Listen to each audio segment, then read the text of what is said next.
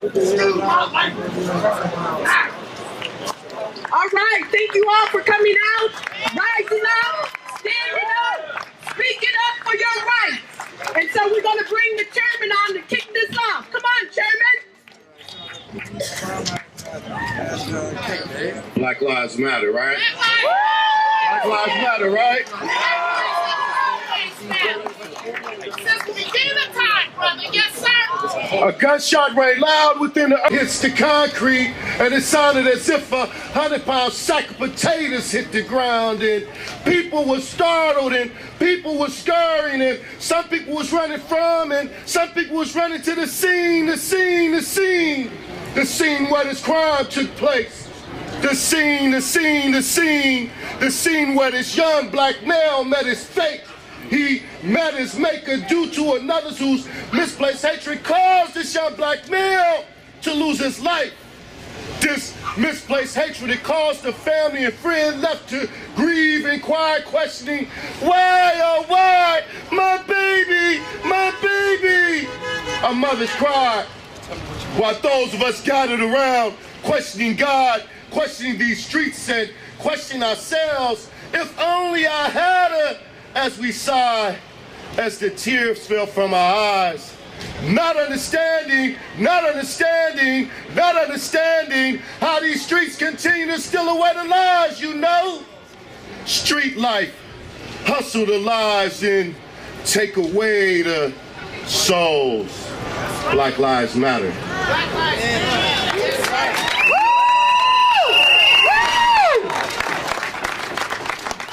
Dr. Cornel West told me that you can't lead the people if you don't love the people.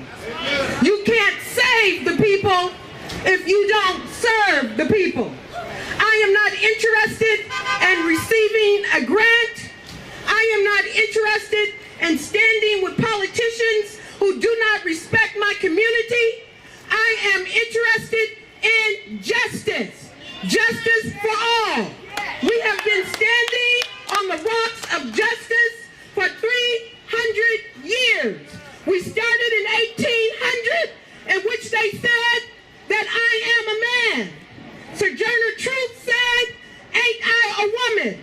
100 years later, black folks said, I am a man in the Memphis sanitation workers. And now here we are again, 50 years later, trying to convince America that black lives matter. We do matter. Power to the people. Power to the people. Come on, let me hear you. Power to the people. Power to the people. So we are standing here in the name of justice. My name is Felicia Jones. I am with SEIU 1021 Wealth and Disparities in the Black Community, and I am happy to see you to come out and stand with us. And so now what we want to do for a few 1 minute or less, that we know is just not about police brutality, but it is about black on black crime. It is about mass incarceration, violence. It's about housing. It's about health. It's about poor education. It's about jobs. It's about this city having an $8.6 billion budget. And at the same time, you mean to tell me, for those of us who need jobs, who need housing, out of $8.6 billion, you can't help anybody? Out of $11 billion in tourism dollars, you can't help anybody? Out of $665 million in tourism taxes, you can't help anybody? Is it all about the rich and nothing about the poor, nothing about the poor working class? Well, we are here to say that City Hall is our building. We deserve the right to have the right to the city. So right now, if you have lost loved ones, we want you to shout out their name. Right here, Marcus Ney! Come on with it! Alex Nato! Shanito. Let's go! Right,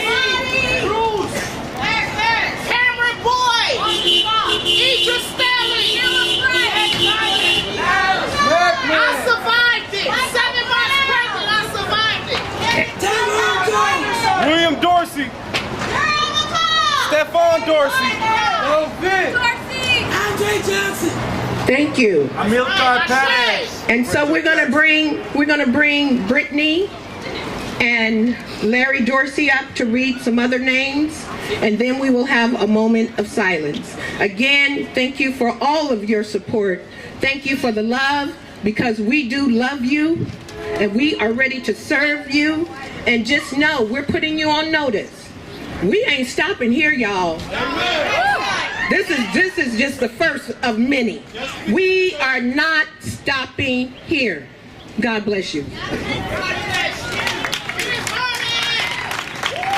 Thank you, sister. Thank you so much. We're going to take the next moment to pay our respects to those who have been killed by police here in San Francisco and nationwide. Victims of police brutality and fatality here in San Francisco. Asa Sullivan. My close friend Bernard Peters was shot 6 times in his back while running away. Renee Robinson. Alex Nieto. Ashe. Leonard Michael Cole. Iris Steely. Almakeer Lopez. Randall Phillip Dunklin. Dale Wilkerson. Oliver Lafiti. Mario Vargas. Joshua Smith. Kenneth Harding Jr. Now nationwide, Andy Lopez. Oscar Grant. Alan Bluford. Antonio Lopez. Mike Brown. Ayanna Stanley Jones. Tamari Rice. Cameron Tillman. Trayvon Martin. Renisha McBride. Kimani Gray. Kendrick McKay. Evan Jefferson. Amadou Diallo. Sean Bell. Victoria Steen. Wendell Allen. Ramarley Graham. Tanisha Miller. Rakia Boyd. Jonathan Farrell. Eric Garner. Walter Scott. Chaimil Pierce. Christina Prestiani. Janisha Fonville. Eric Courtney Harris. Guadalupe Marzo Ochoa. David Kasich, and the millions others that haven't been recorded. So thanks to social media, they've been recorded, but through the hundreds of years, there's been millions. In the past few months, since January, we have accumulated over 6 pages of names of men, women, and children who have been shot and killed at the hands of police. We're going to take the next 30 seconds in respect and hold our silence.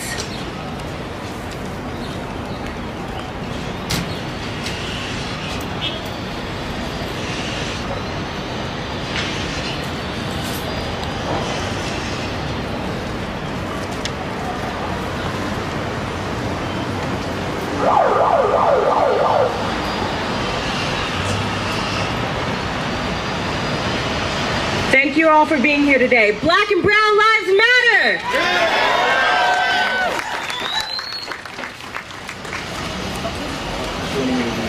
I also have another list right here of people who were victims of police brutality within the past 14 days of April alone. Isaac Jimenez, Richard Dale Weaver, Mac Long, Donald W. Allen, Jess Leopold, Andrew Crescero Corona Jr., Gordon Talmadge Kimball, Don O'Neill Smith, Philip Michael Burgess, Mark Smith, Michael Earl Lemon, Roberto Rodriguez, Dexter Bethia, Douglas Faith, Joseph Jeremy Weber, Eric Rose, Tyrell Larson, William J. Dick III, Jared Fawcett, Desmond Willis, Richard August Hanna, Alexander Myers, Ken Cocker, Terrell Beasley, Justus Howell, Paul Anthony Anderson, David Cody Lynch, Walter Scott, Ethan Nall, Christopher A. Previtt, Darren A. Langford, Wayne Brunette, Aaron Marcus Rutledge, Donald J. Hicks, Eric Courtney Harris, Donald Ivy, Robert Washington, John Carr, Jeremy James Anderson, and Philip White. Just in the past 14 days alone, all these people have been murdered at the hands of police. And a big majority of them have not gotten any justice, So I just wanted to show how many people have been murdered by the police. That's it. Justice for peace. No justice.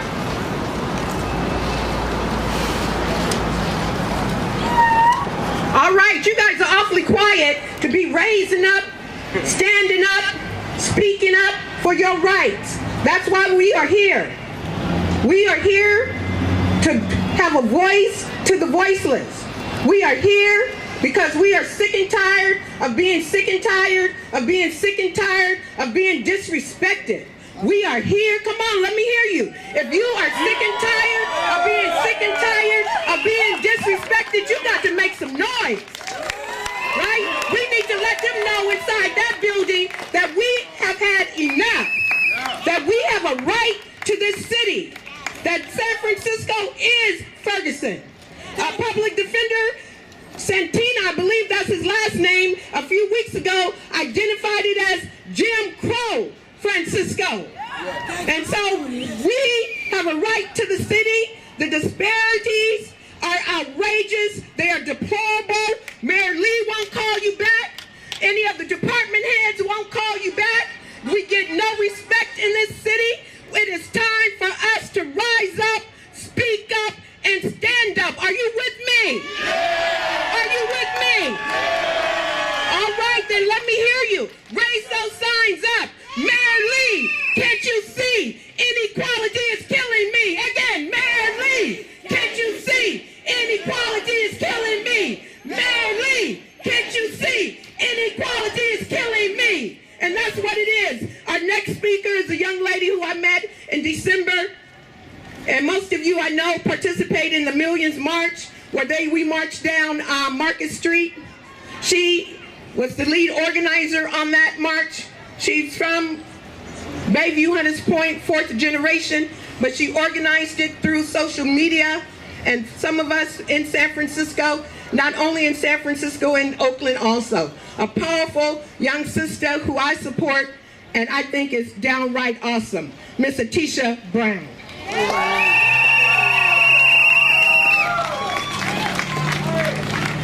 Greetings, everyone.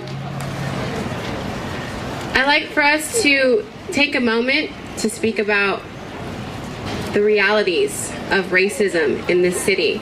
The realities that San Francisco is Jim Crow. The reality that San Francisco is practicing racketeering and RICO.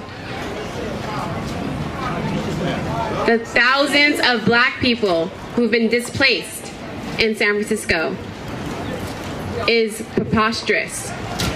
San Francisco has the fastest out-migration of black people since post-Katrina New Orleans. I'll say that again. San Francisco has the fastest out-migration of black people since post-Katrina New Orleans. It's unacceptable! Bring it down. That mean they getting us up out of here. Gentrification is plaguing our neighborhoods. We're suffering from joblessness, poverty, mass incarceration. Our children are being suspended from school more rapidly than any other ethnic group in this city.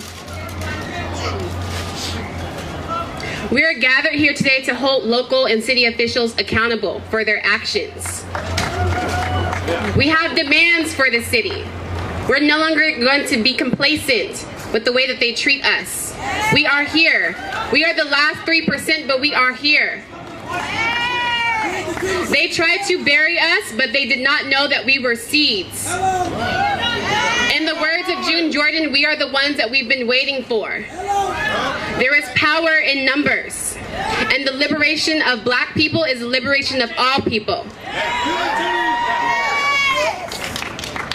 We demand that you stop profiling, targeting, stopping, frisking, and killing black and brown families. We demand of you, San Francisco, that our community review boards are actually effective and have true jurisdiction over the San Francisco Police Department. We want an educational system that exposes the current and historical racism that exists in our society. And we want barriers to learning to be dealt with professionally and compassionately by culturally competent educators. We demand you, in the name of public service, give up 80% of your department budget to refund school libraries, arts programs, and education and after-school enrichment programs. We demand a complete overhaul of the Police Bill of Rights. We demand police officers receive leave without pay while under investigation. We demand an end to the bleed out policy. We demand that you fire all killer cops. We demand the immediate end to the harassment of the homeless. These are our streets, not yours. We demand a stop to all abuse and violence against mentally ill people committed by law enforcement. We demand a stop to all abuse and violence against LGBTQIA people committed by law enforcement. Police Chief Greg Sir's salary is $100,000 more than the average for chiefs across the nation's top 24 biggest cities. We demand that the city budget is redistributed these funds for co-ops whose purpose will be to improve the quality of life for oppressed nationalities by building schools, grocery stores, medical facilities, and creating living wage jobs with benefits. We demand a local hiring policy that ensures 50% of the jobs created by new businesses in our communities go to black people and the disenfranchised, especially those who are on probation or on parole. We demand a health impact assessment that lays out how many San Francisco residents will be displaced as a result of the development in the southeast sector of the city and other undesirable outcomes. We demand a commitment to providing accessibility to living wage STEM jobs, that's science, technology, engineering, and math. We have a brain drain happening. The HB1 visa allows for people to come into our communities, work in the STEM industry, and that means that our black and brown children are not being trained to work in STEM fields. So when they graduate from high school, they have no jobs and no skills to work in the jobs that are the largest growing career choice in this city. We demand that 50% of the jobs at the NBA Warriors Stadium Mission Bay development should go to the people of color, and 51% of the jobs should be protected for disenfranchised populations, such as those on parole and probation. We demand a task force comprised of the most impacted community members to devise a plan that will allow for the abolishment of all prisons and instead create a set of community-based responses to violent crimes that do not further criminalize our communities. Today, San Francisco stands in solidarity with the national demands made by Ferguson Action. In the words of Martin Luther King Jr., we must rapidly begin the shift from a thing-oriented society to a person-oriented society. When machines and computers profit, motives, and property rights are considered more important than people, the giant triplets of racism, extreme materialism, and militarism are incapable of being conquered. Ashe.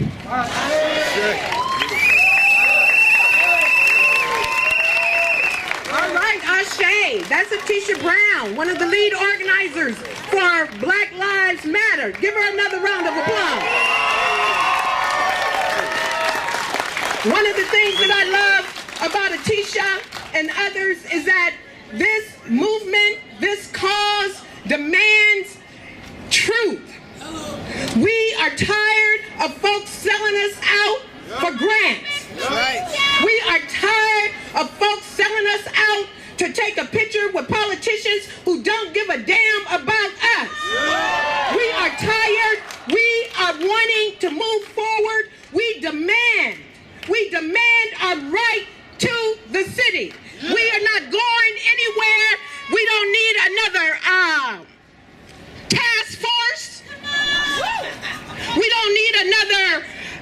journal or anything to do with understanding black folks. You have 3 documents on black folks over the 45 years here in San Francisco, telling us what's going on, what's not going on, what are the solutions, and none of the solutions have been moved on since 45 years. But the amazing thing for me was when I just read when they were going through the gentrification of the Fillmore, the redevelopment agency, right?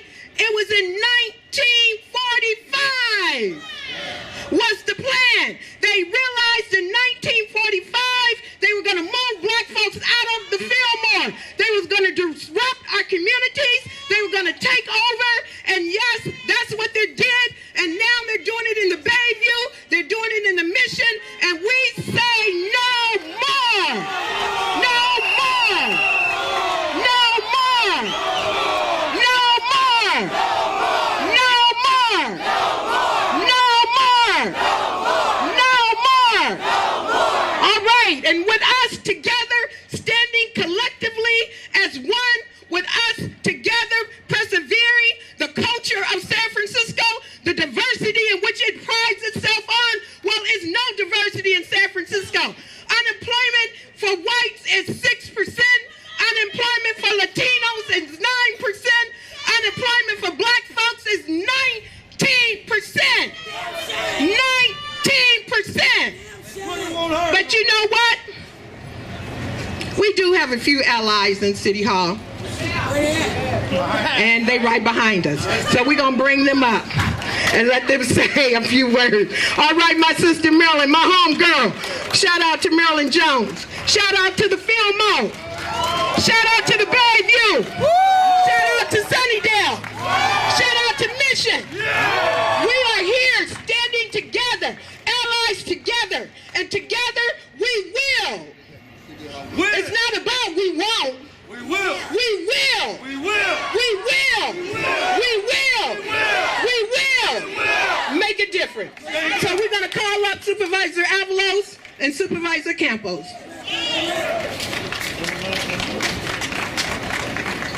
Thank you. It's an honor to be here. My name is Supervisor John Avalos. I'm on the Board of Supervisors of San Francisco. I represent the Excelsior, the Lakeview neighborhoods, and the Outer Mission neighborhoods. There's a serious disconnect between City Hall and the communities of San Francisco. Serious disconnect. I happened to be in New York City when the Daniel Pantaleo, Eric Garner decision came down. Eric Garner was the man who was murdered by the police, by Daniel Pantaleo in Staten Island, New York. And I saw the demonstrations on the streets of New York. They were peaceful demonstrations, blocking traffic, shutting down bridges, taking over public space. I came back, here we are.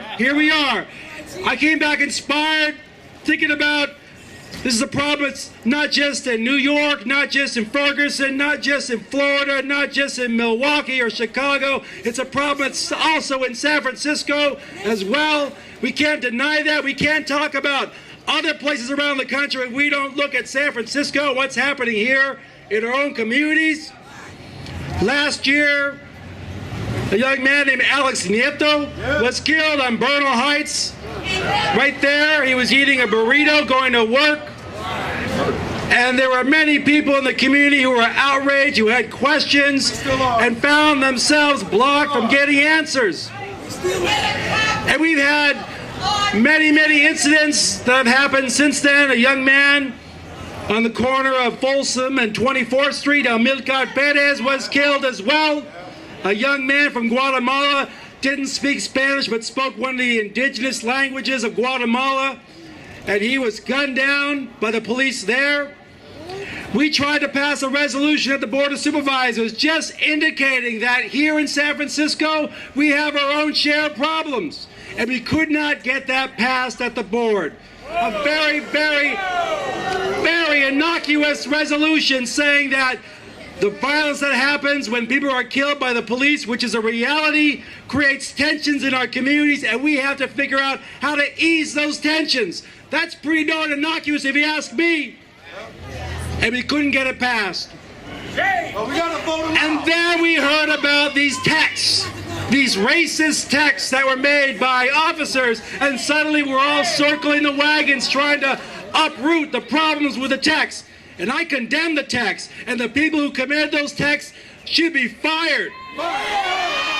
And hopefully they'll be fired very soon.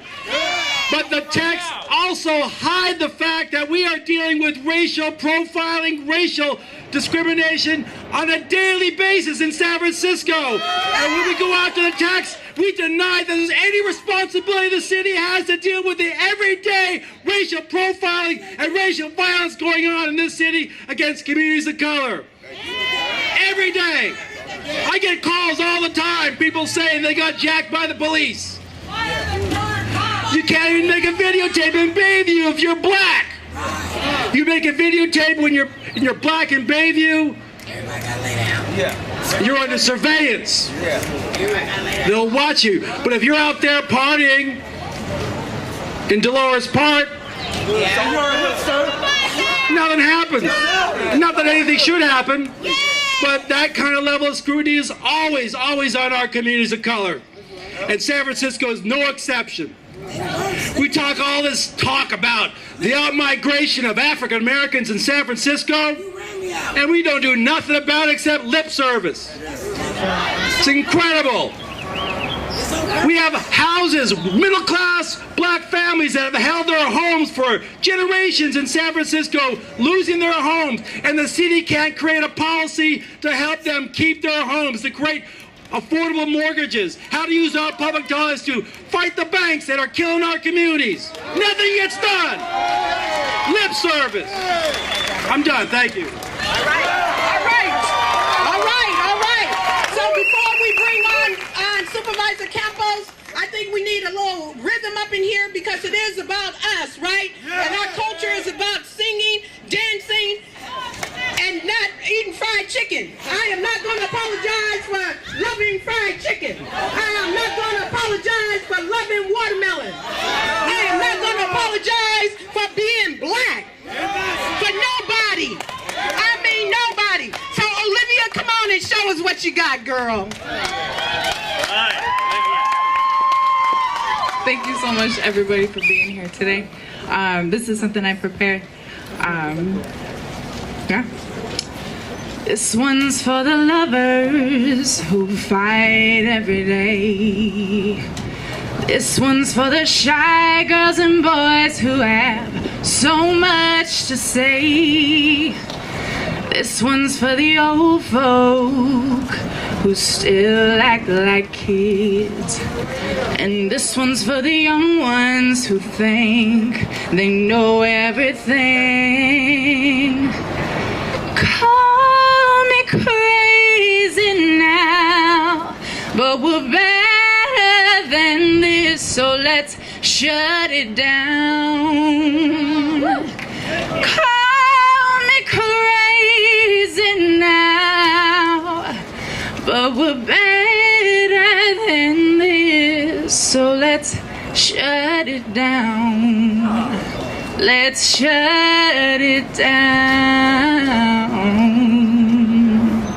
Thank you.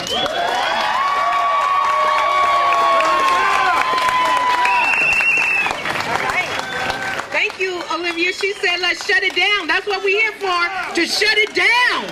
Shut it down. Shut it all the way down. We are about our blackness. We are about our brownness. And now we're going to hear from Supervisor Campos. Well, how do you follow that? Listen, I want to be very clear.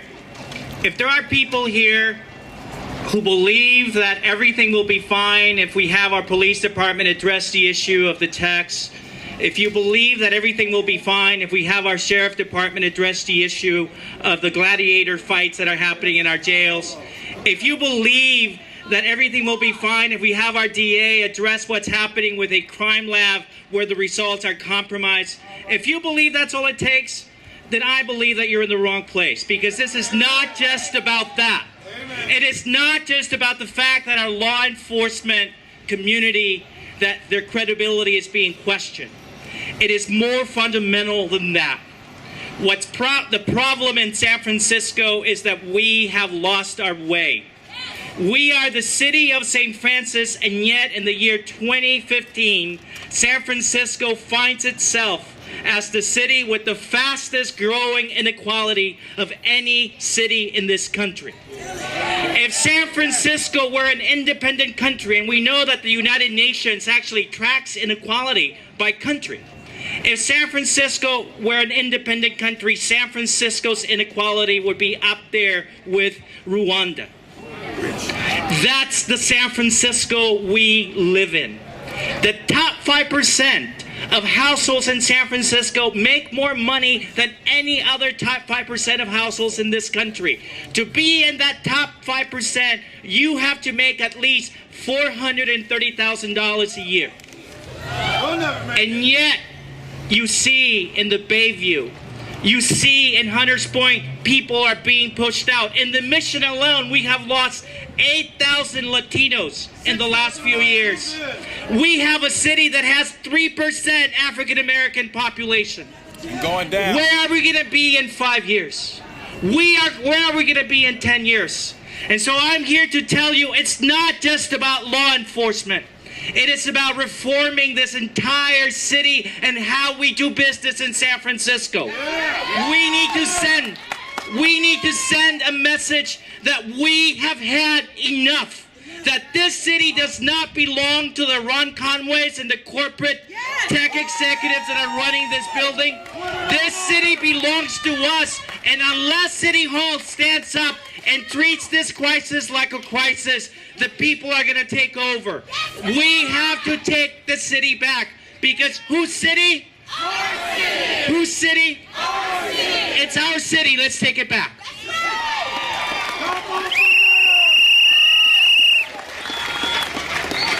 All right, so it's our city, and it is so true that in San Francisco, the median income is about $84,000. $84,000. In Bayview, Hunters Point, black people, the median income is about $30,000. So how are you going to afford a one-bedroom apartment on average goes for $3,500? So that means they have counted us out. But we are here today. Don't count us out, because we are here today standing up for our rights, and we are bringing our other sister up, Lee, who's going to talk about the text and the racism that goes on in San Francisco around law enforcement. Give a warm welcome to Lee. All right. Good afternoon, everybody. My name is Lee Davenport, and I've lived in the Bay Area for 11 years. I've been living here in San Francisco for almost 8 of those years. I'm here today because I care about this community, and I want all people to feel safe and thrive in San Francisco, because this city belongs to everyone. I have a message for our mayor and for the chief of police. The world is watching, and right now, your conduct is embarrassing. I feel hurt and saddened when I read about the racist text messages that were sent by at least 8 veteran San Francisco police officers. One of them was a captain that's been on the force for 20 years. I wouldn't call these bad apples. There were other people involved, and they got a slap on the wrist, and I don't know their names, but the names that are out there, I encourage you to Google them, because they have a history of getting in trouble and skating through. So this is just their latest. So anyway, I got angry, especially angry, when I learned that the department knew about those text messages and sat on this information since 2012. That unethical choice has led to at least 1,000 criminal cases being touched by these officers in one way or another. And those are just the officers that we know about because of the recorded evidence. I don't know about you, but I think that's terrifying. And that's not justice. I want Chief Sir to do the right thing and bring in an independent investigator to identify the problems in his department. Our district attorney used to be the chief of police, so his leading a task force is not going to work for obvious reasons. That's a clear conflict of interest. You cannot investigate yourself. It doesn't work that way. No, it doesn't work that way. People of color need to feel safe on the streets, and for that to happen, we need to see an independent investigation of any allegations of police misconduct. Internal investigations department, we don't trust that. That doesn't work. Let's stop doing it. So as a resident of San Francisco and as a fellow human being, I want Chief Sir to take some leadership, to walk the walk, and prove that he agrees that Black lives really do matter. He needs to stop cowering behind the Internal Affairs Department and show us that there's nothing to hide. Assuming there's nothing to hide. So finally, I want to thank everybody for coming out today. I know this is a work day. Thank you for your time, and thank you for taking action to help make our city safer from vigilante law enforcement. Black Lives Matter! Black Lives Matter! Thank you. Okay, so we're just plugging right along, and right now, again, you look beautiful. The sun is out. All you people look beautiful. Beautiful. Thank you so much, my sister. And again, my name is Felicia Jones. Danny, come on up, sister. My name is Felicia Jones. I am the chairperson with SEIU 1021, Wealth and Disparities in the Black Community. And we need you. You will see some sisters and brothers walking around with some purple bags. That's SEIU, we the country of purple. We're the country of purple, but we are really promoting our blackness and our brownness today. You will see them with some purple bags. We want contact information because, as I said before, this is a first step, not the last step.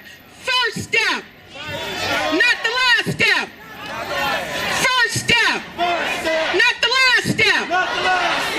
Okay, and so with SEIU Wealth and Disparities, what we do, we are looking at 5 issues. We are a campaign. This is a community partnership with SEIU 1021. It's a community campaign. We deal with the disparities around health, education, housing, jobs, employment, mass incarceration, and violence. And so for those co-chairs and those people who we are working with and working for us, we want you to hear from them real quickly about what the work we are doing, and you are more than welcome to come join us next Thursday. Next Thursday, pull out your phones, put in the address, 350 Rhode Island, Suite 100 at 6 p.m. If you are serious about making a change, it's about organizing and mobilizing, and we need you. So our first speaker would be Jeff Stewart, speaking on mass incarceration.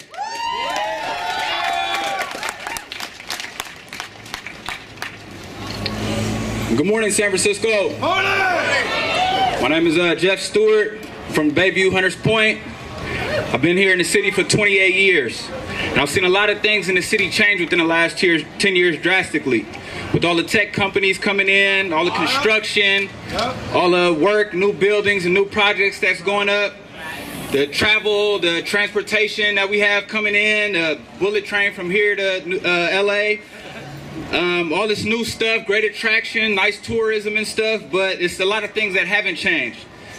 I'm here to give you information on mass incarceration in the black and brown community in the city. We all know someone or ourselves have been in the San Francisco jail system. 850 Bryan was once my second home. It's stunning how black and brown communities in the city are dwindling, but the population in the jails is rising. You have less people, but more people in jail. I don't know, to me it doesn't make sense. With high numbers of black and brown brothers and sisters in jail, how can anyone make a living in this city? With an average rent of $3,000, how can anyone afford to live here, especially when these same people are denied jobs in this city? Isn't it ironic how you can't get a job in the city because of your criminal record, but we hire criminals for our police force?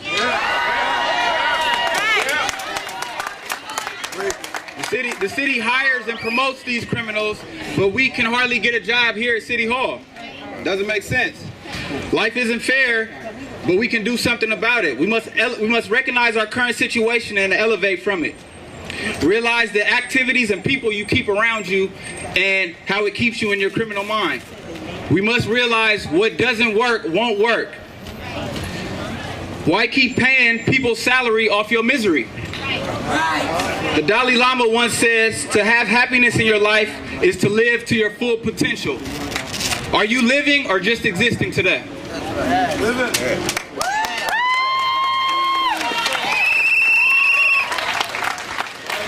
All right, the next person will be from the Living Wage Coalition.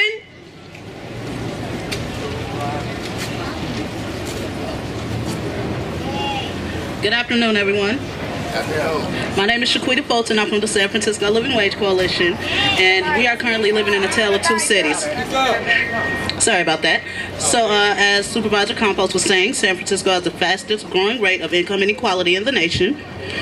Those in the top 5% make more than 16 times what we in the bottom 20% make.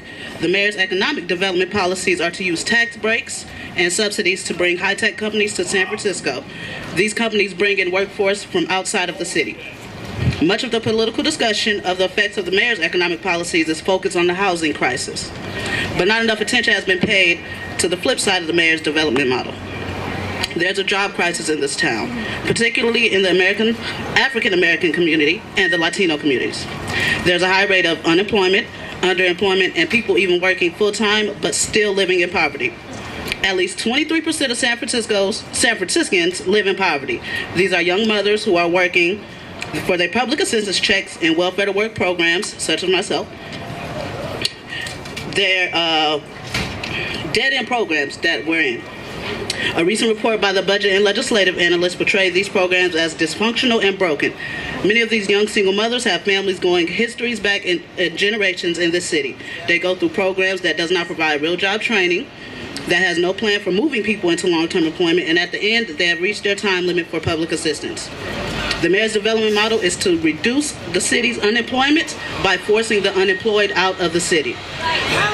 Just as the mayor's economic policies are displacing long-term tenants from their homes, the mayor is using welfare to work programs to displace civil servants from their jobs and shrink public sector employment.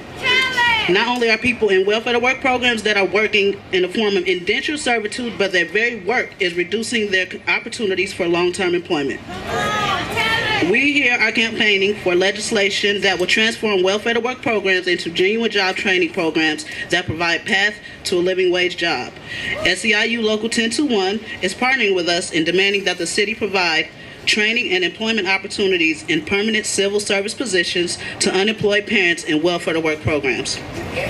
We are campaigning for economic policies that create jobs for those who already live in the city. Right. Together we are sending a message to City Hall that it can't solve poverty by pushing out the poor people. Thank you. All right, so we have Reverend Dorn. Yo, Dorn, if you're here, come on up. He's going to speak on housing, but I just want to say one thing. San Francisco, you say you are not Ferguson, we say you are. The Gini coefficient, which is the measurement of income equality, San Francisco, you measure up to Nigeria. You're next to Rwanda. Here we are, San Francisco, metropolitan, and the inequality between the rich and poor is so vast that we will continue to be poor unless we, the people, we, the people, demand something different. If we don't demand it, then we will have no say-so.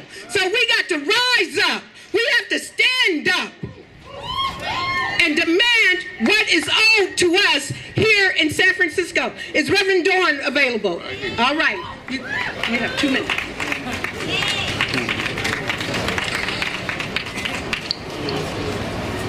I represent native San Franciscans, born in San Francisco, educated in San Francisco public schools. I'm a pastor in San Francisco of a church that has provided services for San Francisco for 75 years. I am a civil servant. I am a chaplain for the San Francisco Sheriff's Department. My wife is a crossing guard. I represent what's good in San Francisco. Yet, I am faced with trying to give people hope when I don't have hope myself. The banks, under the cover of night, are continuing to foreclose and evict people from their properties. Ask me how I know. This morning, I received my eviction notice from my property. I have been fighting for 7 years because of a bank error. I don't want to mention no names, but Chase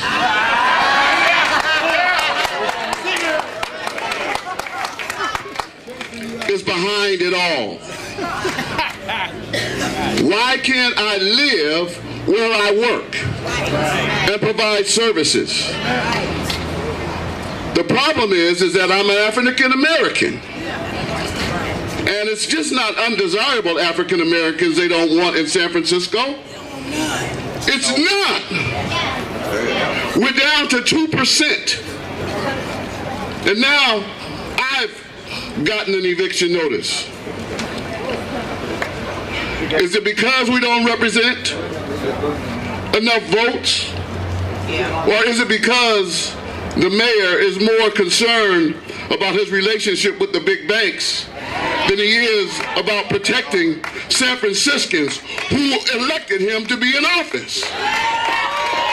What we want, this is the ask, We want, no, we ain't asking, we demand. They say they need time to figure it out.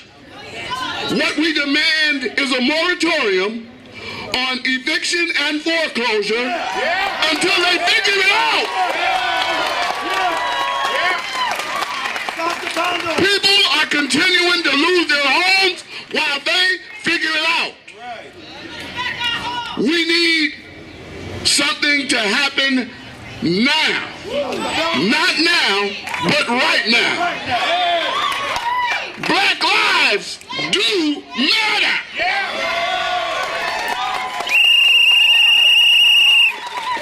All right, next, dealing with health and for black and brown people is Mr. Perry Lang of Rafiki Wellness. Dr. Howard Thurman said this. He said, "Keep fresh before me the moments of my high resolve. Whether in good times or in tempests, let me not forget that to which my life is committed." We can't forget what we're committed to today. We cannot forget that. We are a part of the SEIU Black Wealth and Disparities Coalition, looking at 5 key areas because jobs matter. Education matters, housing matters, mass incarceration matters, and health matters in our community. And we need some relief. We need to let the city fathers know, city fathers and mothers know that we need relief. When I look at the health disparity issues, when I look at who's leading us in terms of diabetes, it's black and brown people. When I look at who's leading us when it comes to HIV/AIDS, it's black and brown people. When I look at who is leading us when it comes to asthma in our homes, it's black and brown people. We matter. We're here to take a stand. And if we don't stand together, folks, shame on us. Thank you for showing up because Black Lives Matter.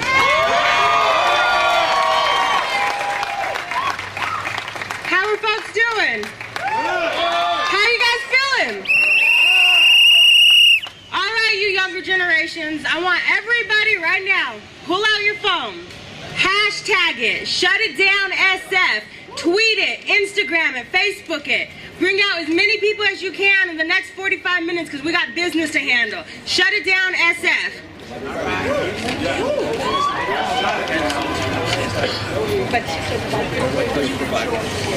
All right, we got some young folks up here. Want to say Black Lives Matter. We got the white coats for Black Lives Matter from USF Medical. Hello, everyone. Thanks for coming out. We're medical students from UCSF. My name is Walker. This is Han over here with some of our colleagues. And we're here because systemic racism and inequality that people of color experience in the community negatively affects their health. And we see this through all sorts of disparities. And in addition, when these people go to the clinics and the hospitals, they receive poor treatment and they do not receive as good of care just because of the color of their skin. And so there's sort of a twofold issue. There's the fact that inequality that people of color experience in the community makes them more sick, and then once they are sick, they don't receive as good care. And so we're here to recognize that inequality in the community, as well as in healthcare, is systemic and needs to be addressed. And we're also here to stand in solidarity with the victims of gun violence, because gun violence is a healthcare crisis. It's a healthcare crisis, and it needs to be addressed like a healthcare crisis. Thank you, Walker. And we know as medical students, as healthcare students, in the health field, we need to recognize that Black lives matter. And we need to recognize that we have a role to play, whether it is as providers of care or to recognize that there's a disparity in the first place. We were just listening to incidents of asthma, and we're listening to how stress from discrimination, from racism, can impact our health care. And it can impact our health. So we are here to say that even though UCSF is on a hill in Inner Sunset, we need to be down here too. We need to make our voices heard, that we care about these issues. We will not remain silent. And we are here to say white coats for Black lives. Also, we have a problem in healthcare, which is that people of color are not represented among the doctors and among the researchers solving these problems. And so we need to increase the pipeline and increase the amount of funding available to young students interested in STEM, so that they can be the next doctors and the next scientists to solve these problems and to bring these interventions to people who are being discriminated against in the community.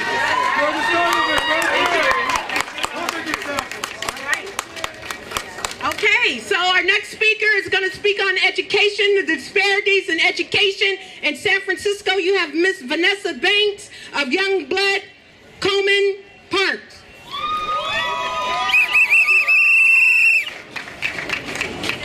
How everybody doing? Good. Martin Luther King said, where do we go from here? Are we going to go to community or chaos? Community. Yeah. My name is Vanessa Banks. I am what you call a pipeline to prison candidate because I was born and raised in Hunters Point. In 1974, the U.S. Education Department put a plan on African Americans and black faces to not educate us for 100 years. They got some years to go. So what are we going to do?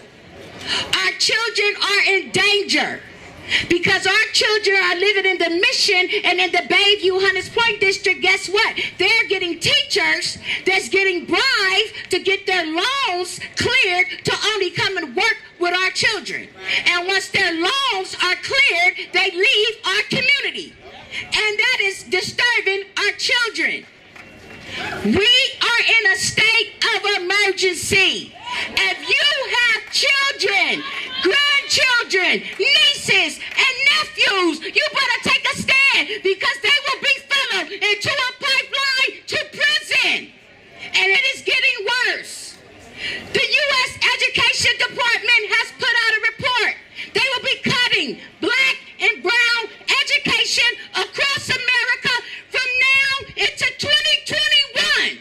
And I'm not talking no 5,000. I'm talking in the millions. To Americans and African Americans and brown faces that's standing here today, let's just accept that America has no intentions for us. Let's just accept that America never had a plan for us to be here. You are in as much danger today as your ancestors was in their time.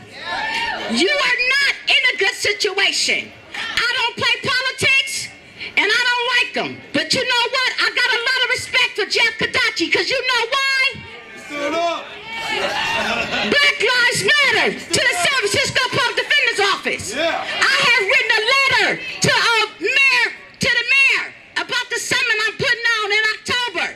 He has not yet returned a letter to me back. The letter was certified. Mayor Lee, you got it February the 6th. And he has not decided to call us back. You know why? Because Black Lives Matter to San Francisco. And to San Francisco, understand our lives got to matter to us first. Then maybe somebody else should respect us. And if they don't respect us, we're going to take our respect. And God bless you. Okay, so here's dilemma. We the people, we don't count.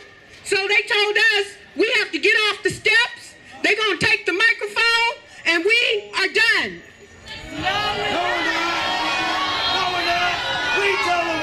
So I'm just letting y'all know, they telling us to get off the steps, give up the microphone. We are done. But we say we are not done. You can take the microphone, you can take the podium, but we are here, and we are not moving. We are not moving. So if they come, if and when they come, this is City Hall, this is the Board of Supervisors. Thank you, Supervisor Moore, for giving us an hour, but that's it. They told us we don't count again, not even for another 15, 20 minutes. It doesn't matter. It's the law. Get off our steps. But we are here to say these are our steps. Whole steps. Whole steps. Whole steps. Whole steps. Whole steps. All right. And now we're going to bring up our brother Roberto Hernandez from the Latino community, because we are all one. My brother Bird. Buenas tardes. My name is Roberto Hernandez, and I'm a native of El Barrio de la Misión. And we are here in solidarity with our black brothers and sisters. And so I'm going to give you a little snapshot of what's going on in El Barrio de la Misión. 8,000 Latinos have been evicted from El Barrio de la Misión, while 6,000 white techies have moved in. These 6,000 white techies have the privilege of going to Dolores Park, drinking wine, drinking beer, smoking weed, and the police never fucks with them.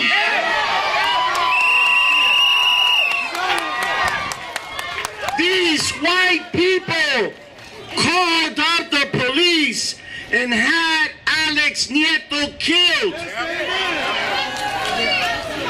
We have had 5 fires. 5 fires. 5 fires in less than 6 months. 223 people from our barrio are homeless. And now that we're talking about homeless, there are 3,000 children. And the San Francisco superintendent of the school district, 3 weeks ago, I asked him to verify it, and he said there is 3,000 plus children who attend the Unified School District who are homeless. Now, you think they're white? No. You think they're black? You think they're brown? The rents have gone up. Who can afford $5,000 a month today? Who can afford $1 million to buy a house in San Francisco? Not you, not me. None of us. So 2 years ago, check this out. 2 years ago, we met with Mayor Lee, and we asked him to declare a state of emergency. It's been 2 years, and he still ain't done it. 2 years. We asked him to put a moratorium on evictions, and he still ain't done it. We asked him to put a moratorium on development of any new luxury condos, and he still ain't done it. We need to let today be the beginning, not just go home after today. We need to come back. We are coming back on May 8th at 12 noon. And we're not going to stand in these stairs. We're going inside. May 8th, we're going inside. We're going inside. You feel me? Si se puede. Si se puede. So let me end by saying that every person, every African American, every Latino who's been evicted, we're going to demand that they be given a voucher, and that when this so-called 30,000 new affordable housing is built in San Francisco, African Americans and Latinos be given the right to come back and live in San Francisco. No justice, no peace. Give us back our homes. No justice, no peace. Give us back our homes. No justice, no peace. Give us back our homes. No justice, no peace. Give us back our homes. No justice, no peace. Give us back our homes. No justice, no peace. Give us back our homes. No justice, no peace. Black Friday 14, and we have to realize that if we want to get them where it hurts, we got to get their pockets. We got to stop letting them make money off our backs. We got to shut shit down. We here in front of this office, we need to let them know that we are here and our voices matter. And that until black people and brown people are freely able to walk around this country, we will continue